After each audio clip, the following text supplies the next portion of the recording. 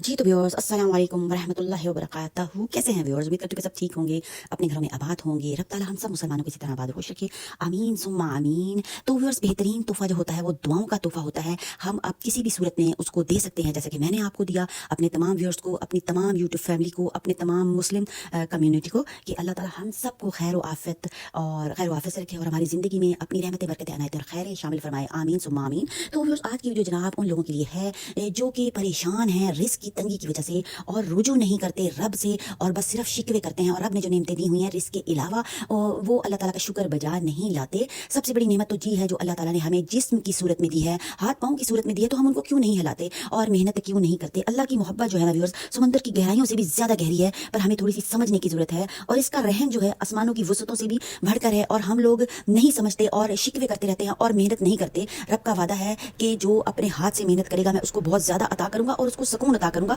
तो व्यूअर्स, उसमें बात ये नहीं है, बाज़ लोगों के पास इतनी दौलत है, सब कुछ है, पर दिल का सुकून नहीं है। बेहतरीन चीज़ें हैं पर उनको चटाई पे सोने से ही सुकून मिलता है। जैसे कि जुनैद जमशेद की मिसाल ले लेते हैं कि उनको कहीं भी सुकून नहीं मिलता था, पर जैसे ही उन्होंने अल्लाह और रसूल का रास्ता अख्तियार किया, उनकी ज़िंदगी में बहुत ही ज़्यादा जनाब